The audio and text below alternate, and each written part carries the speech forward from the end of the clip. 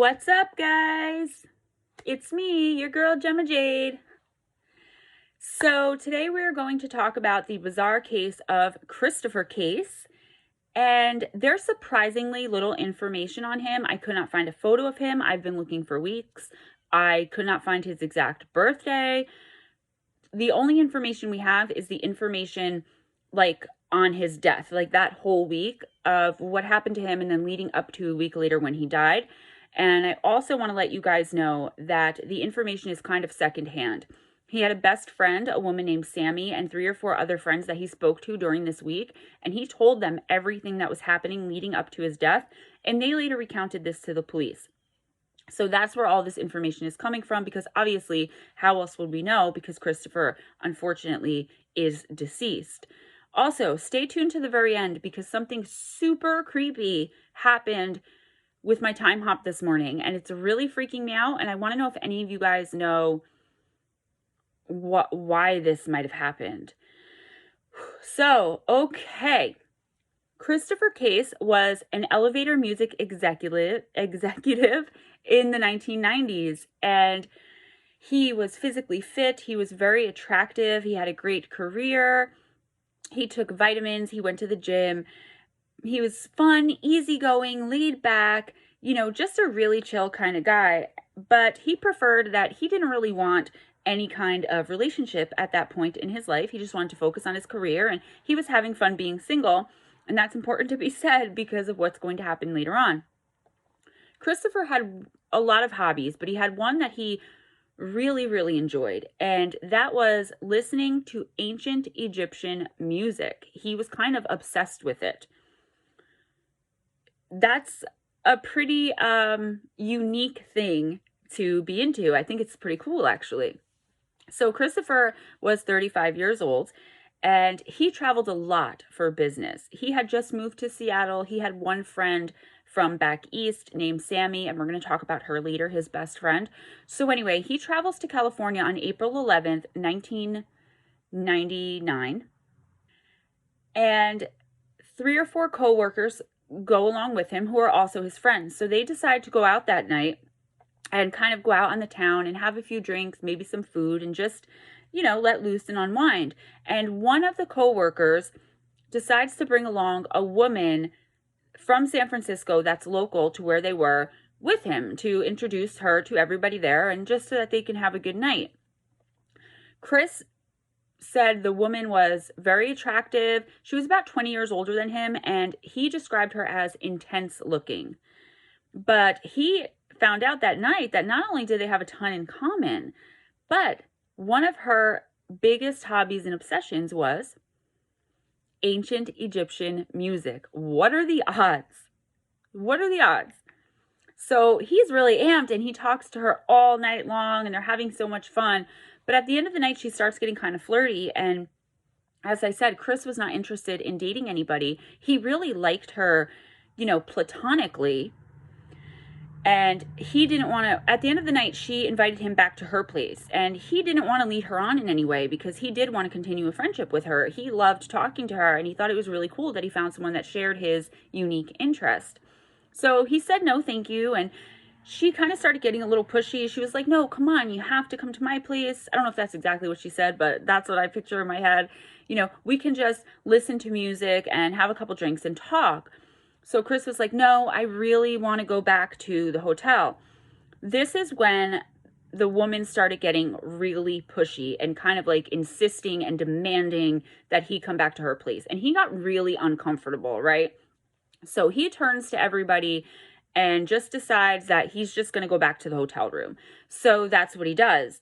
He tells everyone, look, I had a great time. I will see you guys tomorrow. And it was nice meeting you. And she pulls him close and she whispers in his ear, I'm actually a witch.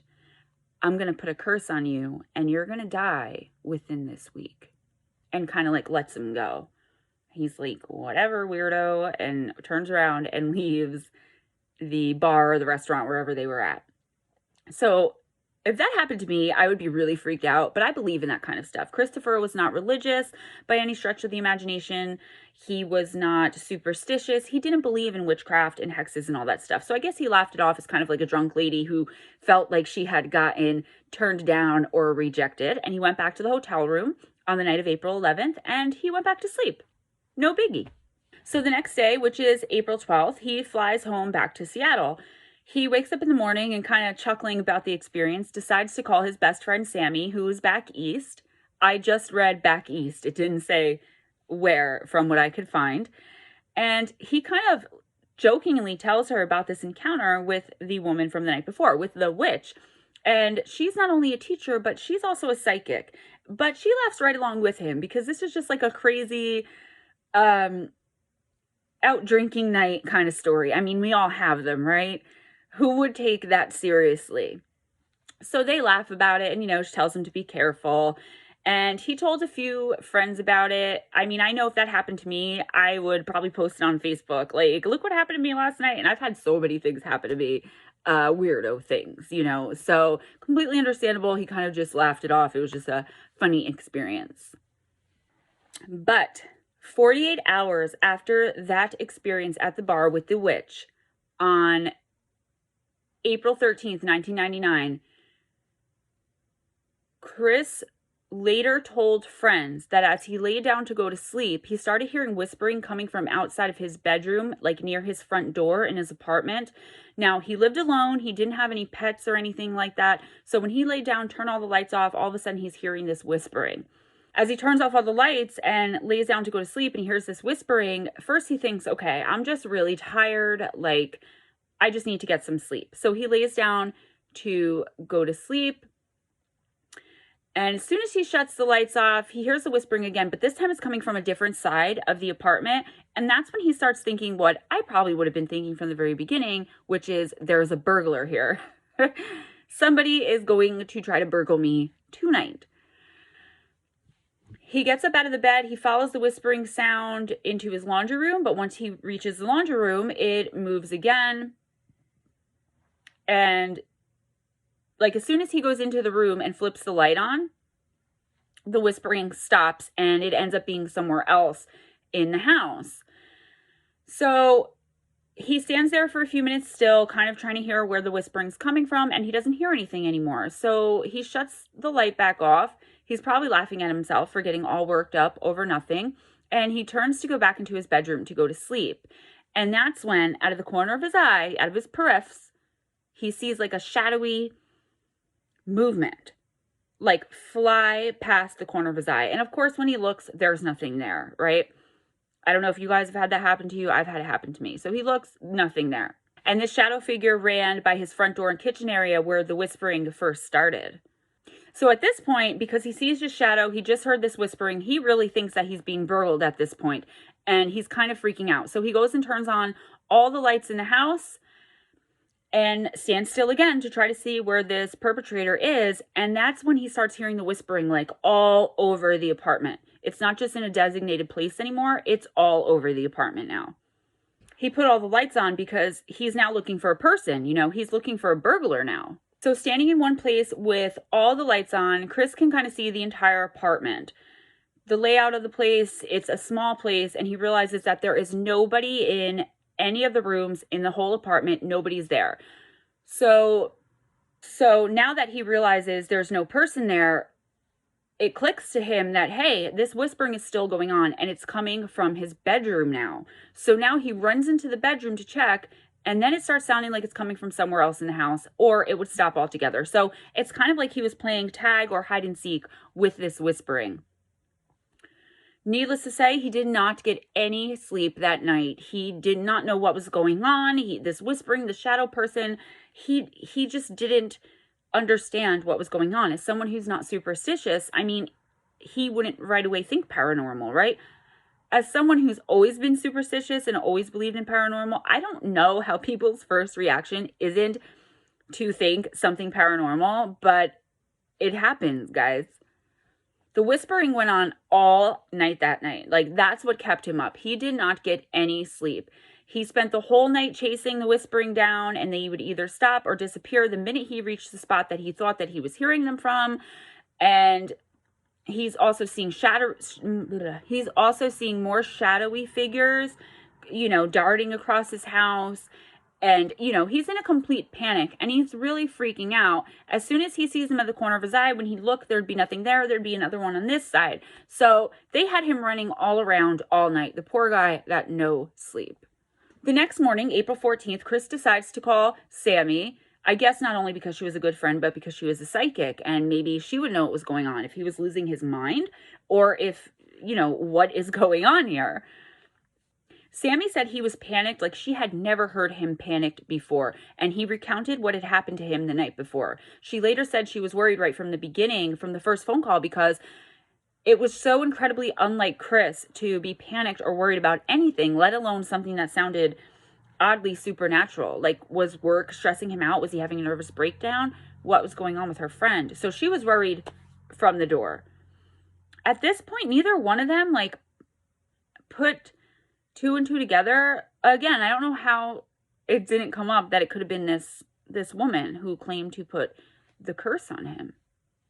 Sammy said he was a real stand-up guy, so she knew right from the door he wasn't lying, and she said he sounded so terrified. She suggested he call the police, but again, Chris was like, what do I tell them? I'm hearing whispering coming from nowhere and shadow people darting around my house that I can't find. So he's like, no, I'm not going to call the police. I don't know what's going on. Sammy tries to reassure him and just kind of hopes to herself that whatever was going on is not going to happen that night. Unfortunately, that night, as soon as the lights went off, Christopher lay down to go to sleep. And at this point, remember, he didn't sleep the whole night before. So he's been up for a really long time. And he starts hearing the whispering again. And again, as soon as he gets close to it, it moves somewhere else. It was the same exact thing from the previous night. The difference this night, though, on the night of the 14th from the night of the 13th, is that not only was he seeing these shadows running across his house, but this time they were in the shape of a person. They were in the shape of an actual human being, like a humanoid. I think that's the word to describe it, right? A humanoid? So he's seeing these shadow humanoid figures. And this time, like I said, it's not just, back and forth. He can see them standing there with his own two eyes. And at this point, he's got to be thinking he's going nuts from sleep deprivation or stress or whatever. Paranormal is still not occurring to him. If it was, he didn't say anything to anyone he spoke to. Everything was becoming more and more vivid throughout the night. Like, the shadow people were taking on more of a humanoid shape as the night progressed. The whispers were getting louder and more clear, even though he couldn't tell exactly what they were whispering, if they were even whispering any legible words or understandable words. But he thought maybe it was because he had been going longer and longer as each hour passed without sleeping. So maybe it was lack of sleep and stress and just the paranoia of the whole situation from the night before that was making everything so much more intense for him on the night of the 14th, on the second night that this was going on. I mean, imagine being up, hearing whispering and chasing shadows throughout your house. Really. So the next night, the night of April 15th, Chris decides that it is determined that he is just going to get some sleep tonight. He's not going to listen to the whispers. He doesn't care about the shadow people. Dude is tired. He's getting some sleep. Keep in mind, he's been up for over 48 hours now with no sleep, spending the entire night chasing half invisible shadow humanoid people through his house and listening to unintelligible whispers. So he's like, this is it. He turns off all the light. He lays down. And I think probably out of sheer exhaustion, he just falls asleep. So he does get some sleep. Unfortunately, things are about to get much worse for our buddy Chris. Because although he does fall asleep, in the middle of the night, he is woken up and he's completely paralyzed. His entire body, except his eyes, is completely paralyzed. I don't know if you guys have ever dealt with sleep paralysis, but I definitely have. And the shadow person element, which we're not going to talk about here because this is much more than that, but it's terrifying. So he wakes up completely paranoid, laying on his bed in the pitch dark. Imagine that, after 2 nights of chasing shadows and listening to whispers. Imagine how terrifying that would be. But that's not the worst of it. He was awake but totally immobile. Could you imagine how scary that would be? Like the fear that would grip you in that moment? I can't even imagine. So, of course, he starts hearing the whispering again. He's laying in the pitch black, can't move any muscle except his eyes, and he starts hearing the whispering again. It's moving from outside his bedroom door to his closet to eventually it goes directly under his bed. Eventually he starts praying, kind of like that this is just a nightmare and that nothing bad is going to happen to him. All of a sudden, out of the corner of his eye, he sees something coming up from under the bed next to him. At this point, he can only move his eyes, so he does, and he moves his eyes only and looks over and sees one of the shadow figures appear right next to his bed. And it's standing there and it's staring down at him. He can't see any features or anything, but from what he could get a glimpse of, it's definitely one of the shadow human things he's been seeing darting through his house the past couple of nights. So he's laying there, paralyzed with fear, and a shadow person comes up from under his bed. Let that sink in. Oof. The shadow figure reaches down, grabs Chris by the neck, and starts basically throttling, strangling him. And Chris can't breathe. He's gasping for air, but he can't move. He's completely immobile. There's nothing he can do to defend himself. So he's laying there just praying to himself like that he doesn't want to die. But he becomes resigned, like this thing is going to kill me tonight. He said later on that he was thinking that this thing is going to kill him. But it doesn't. It throws him back down on the bed and leaves. Chris still can't move though, even after this thing strangles him and stops. He still can't move.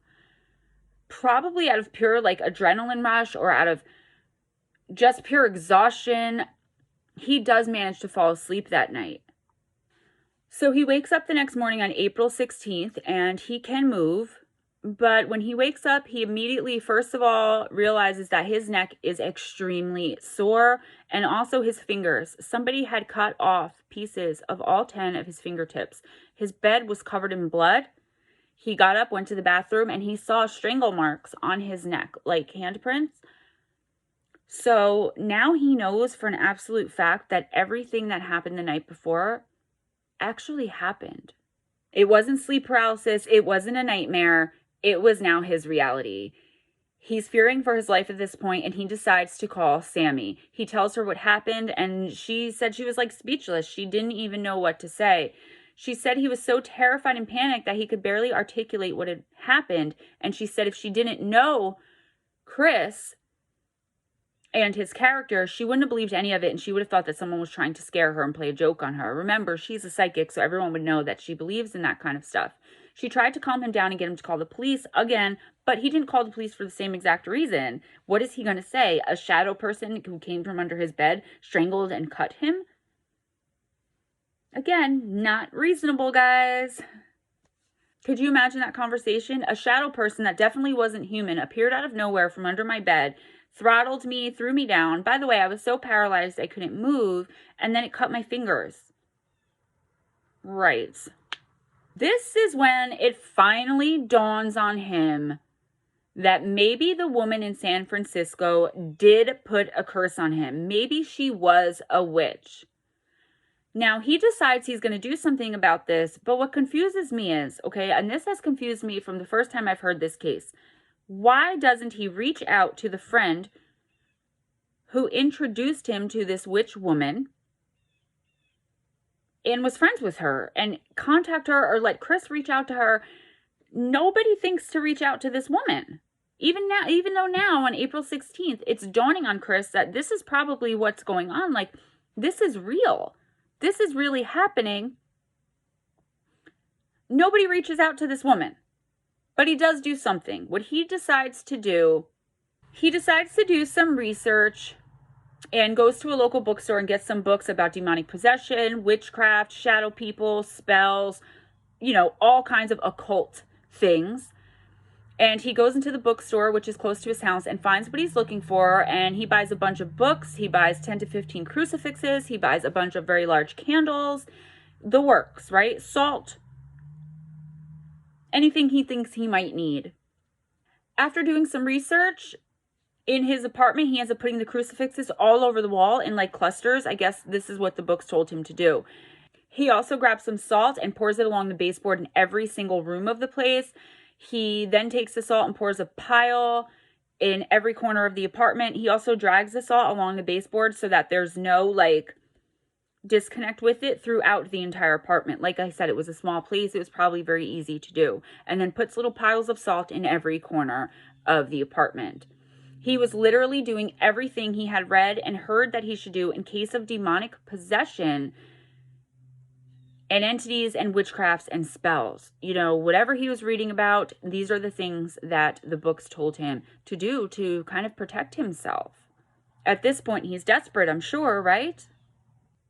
At the end of the day, he was just trying to buy himself some time and protect himself until he can figure out what was going on and how to stop it or get rid of it, because he was a rational person. He didn't believe in this stuff. So for it to be happening, it had to be a complete mind F for him, right? I mean, go from non-believing to having something this serious happen to you. So he's just trying to like buy some time, I guess, and like ward off more attacks until he can figure out what's going on. Makes sense. So we're to the night of April 16th, and after Chris was done putting all of these protective remedies, or whatever you may call them, in place, nobody knows exactly what happened, but Chris ran out of his apartment and checked into a hotel. We don't know. He never told anybody what happened. He just went running in the middle of the night in the pitch black from his apartment and decided he was going to stay into a hotel. So that's what he did. The next morning on April 17th, she called Chris to check on him. Remember, in 1999, there's only house phones.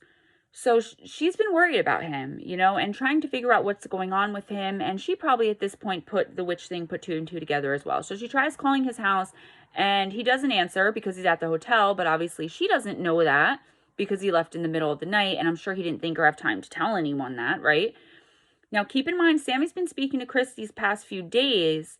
And he's been telling her and describing to her every single detail of every single thing that's been happening to him. He told her and a few other friends that remained anonymous everything. So when he doesn't answer, she completely panics. And she decides she's going to call the police and ask them to do a welfare check at Chris's apartment because she's all the way across the country. His other friends are also concerned and agree a welfare check would be the best thing. So, they also call to try to like push the police to actually go and do this welfare check.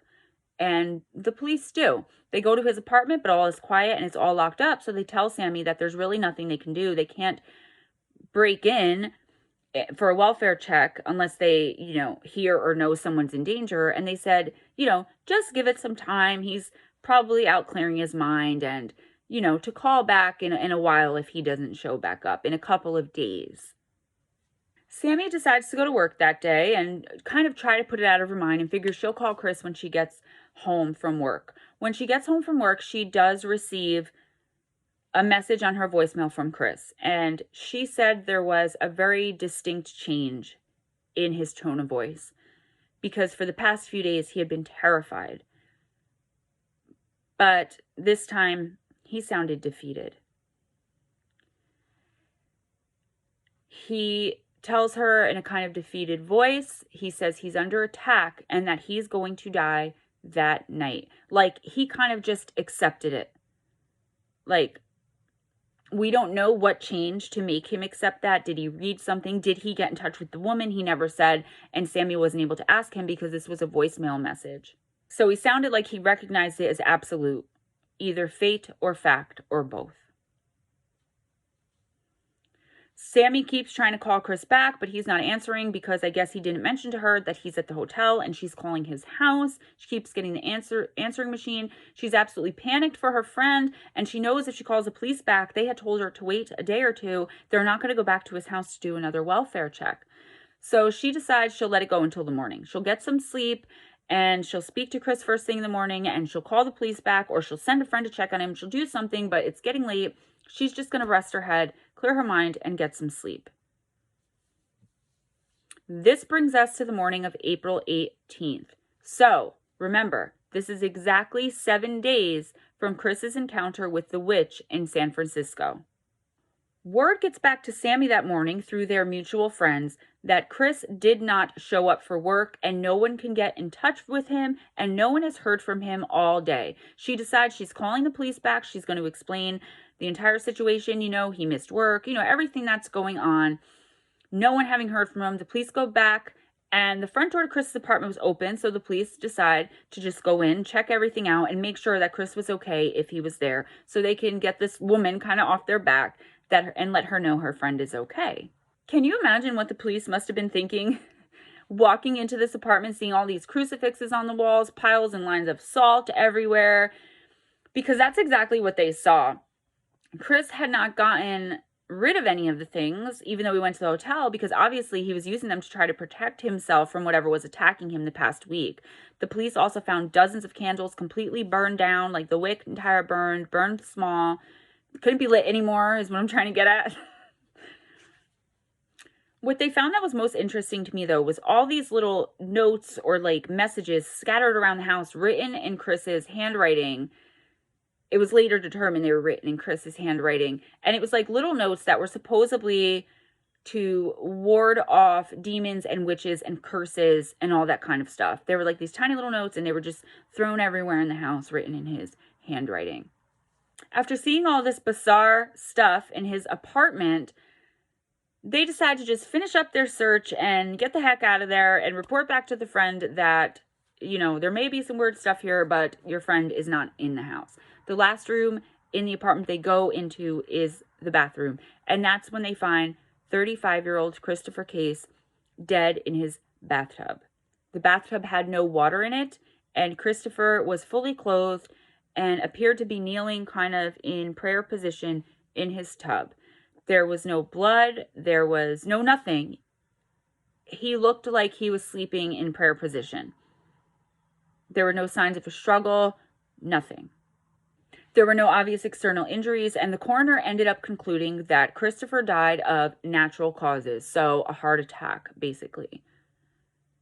Obviously, friends and family were not happy with this. They did not agree with this decision. So they begged the coroner to reconsider. They told the police all the information from when the woman supposedly placed this curse on him up until he died.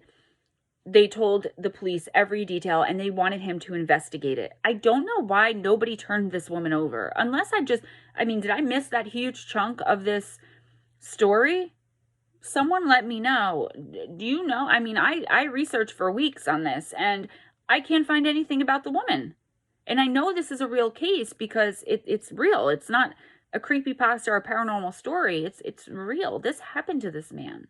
What do you guys think? Is this just coincidental? I don't really believe in coincidences, but do you think this could be a coincidence that he just happened to die 7 days after he meets a woman who puts a curse on him and tells him he's going to die in 7 days? Let me know. If you think that, let me know. I'm open to hear all opinions and theories on this, because I don't know what to think on this one. I believe in curses. I believe in demons. I believe in witchcraft. I believe something paranormal went on here with Chris, but I don't know what. I guess I actually believe that this woman was a witch, and she did indeed put a curse on him. And it's like, you put a curse on someone because they rejected you? Supposedly she was beautiful and intense and charming. And, I have to wonder did she really have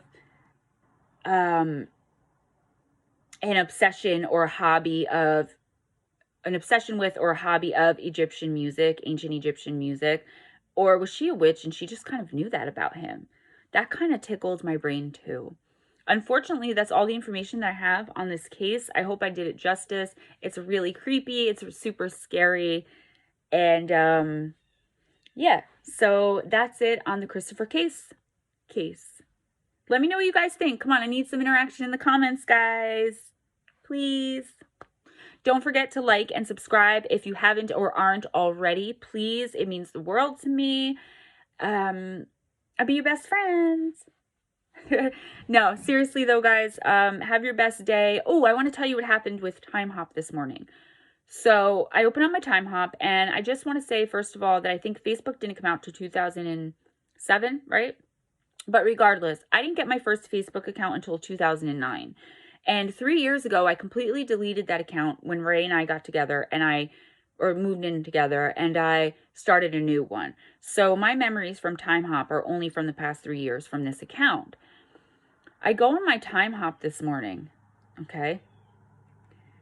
And at the very end of it, after the ad, there's this picture that I'm going to put on screen of Clinton Nelson. I never had this picture in my phone.